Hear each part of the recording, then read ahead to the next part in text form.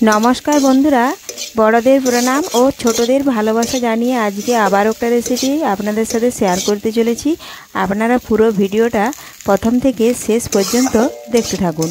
यदि कोनो बंधु नतून हये थाकेन चैनलटी सबस्क्राइब करे बेल आइकन ओले सेट करे दिन सबार प्रथमे आमार रेसिपि पेते। चलुन ताहले शुरू करी। तो देखुन बंधुरा आज बानाबो पटल और उচ্ছে भाजा। तो देखुन पटल आमी एइभावे चाका चाका करे पातला पातला करे केटेछि, उच्छेও ठीक एकই रकम शेप दिए केटे निয়েছি। देखुन पातला पातला करे, किन्तु मोटा उচ্ছে হলে এর বীজগুলো ফেলে দিতে হবে। দেখুন আমি বীজগুলো ফেলে দিয়েছি, বীজগুলো থাকলে ভালো হবে না। এখন আমি দেখুন উচ্ছের উপরে দিয়ে দিলাম লবণ, স্বাদ মতো লবণ দিলাম। এরপরে দিচ্ছি আমি পরিমাণ মতো হলুদ গুঁড়ো। এখন লবণ আর হলুদ ভালোভাবে উচ্ছের গায়ে মাখিয়ে নেব। তো তার আগে আমি পটলেও দিয়ে দিলাম হলুদ আর স্বাদ মতো লবণ। দেখুন আমি একসাথে মাখাই না, এ দেখুন আমি আলাদা আলাদা জায়গাতে নিয়েছি। আর পটলে দেখুন লবণ হলুদ মাখিয়ে নিচ্ছি একটা আলাদা জায়গাতে, কারণ পটল অনেকটাই নরম হয়ে যাবে যদি একসাথে মাখিয়ে দিই, তাহলে আর একসাথে যদি ভাজা করা হয়। দেখুন মাখিয়ে নিয়েছি। এখন উচ্ছেতেও লবণ হলুদ আমি মাখিয়ে নেব।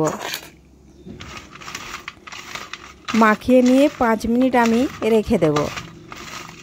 তাতে পটল অনেকটা নরম হয়ে যাবে, কিন্তু উচ্ছে অতটা নরম হবে না, কিছুটা নরম হবে। এ দেখুন এইভাবে একবার উচ্ছে পটল ভেজে দেখুন আর খেয়ে দেখুন, দুর্দান্ত টেস্ট হবে। ভালো লাগলে আমাকে কমেন্টে জানিও। এ দেখুন পাতলা পাতলা করে কেটে নিয়েছি, বীজগুলো আমি ফেলে দিয়েছি, বীজগুলো থাকলে ভালো হবে না।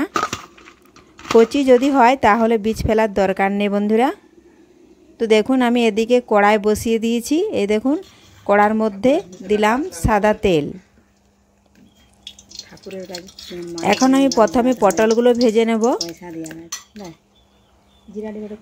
পটলগুলো একটু আমি ভেজে নিচ্ছি। তেল গরম হয়ে গেছে, ফোড়নে দিচ্ছি আমি গোটা জিরে।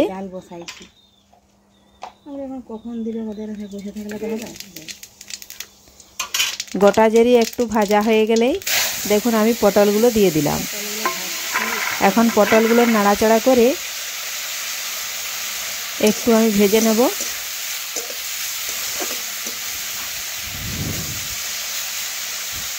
এই দেখুন নাড়াচাড়া করে এইভাবে পাতলা পাতলা করে কড়ার চারদিকে আমি বিছিয়ে দিলাম আর 2 মিনিট আমি ঢাকা দিয়ে দেব, তাহলে পটলগুলো ভালোভাবে সেদ্ধ হয়ে যাবে। এই দেখুন 2 মিনিট পর আমি ফিরে আসছি। এখন আবারও উল্টে পাল্টে ভালোভাবে দেখুন নাড়াচাড়া করে নিচ্ছি। আর পটল ভালোভাবে ঢাকা দেওয়ার ফলে সেদ্ধ হয়ে গেছে। আবারও নাড়াচাড়া করে দেখুন পাতলা পাতলা করে কড়ার চারপাশে আমি দেখুন এইভাবে বিছিয়ে দিলাম। তো দেখুন বন্ধুরা আজ ভাজবো না, পটল আমার ভাজা হয়ে গেছে। এখন একটা অন্য বাটিতে তুলে নেব।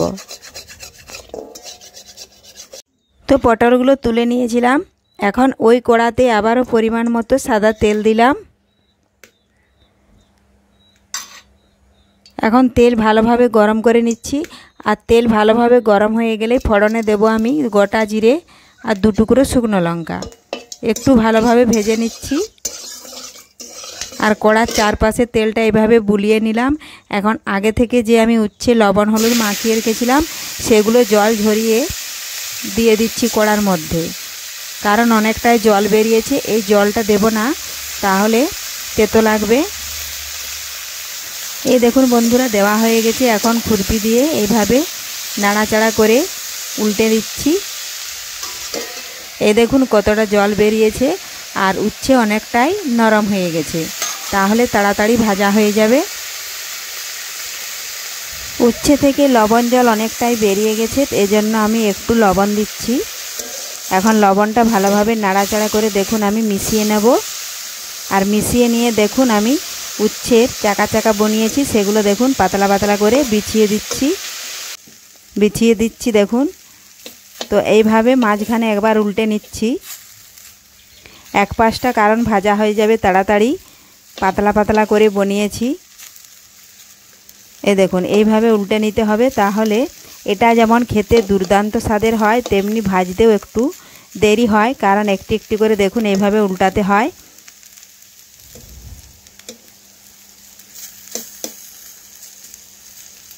এই দেখুন এইভাবে সমস্ত চাকাগুলো আমি এক পাশটা হয়ে গেছে আর এক পাশটা হয়নি, উল্টে দিচ্ছি। উল্টে দিয়ে আবারও আমি 1 থেকে 1.5 মিনিট ভেজে নেব, তাহলে দুপাশেই ভালোভাবে ভাজা হয়ে যাবে।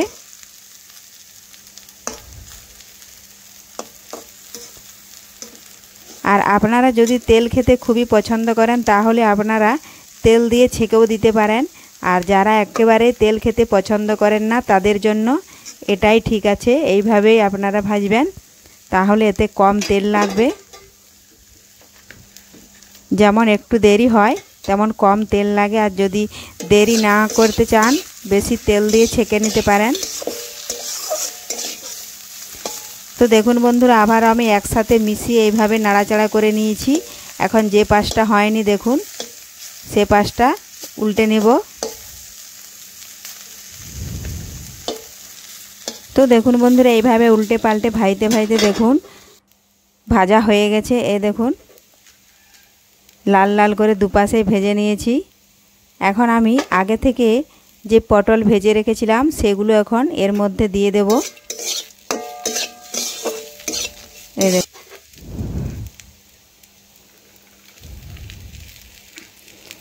এখন আমি নাড়াচাড়া করে একসাথে মিশিয়ে নেব, কারণ একসাথে যদি ভাজতাম তাহলে পটল অনেকটাই গলে যেত।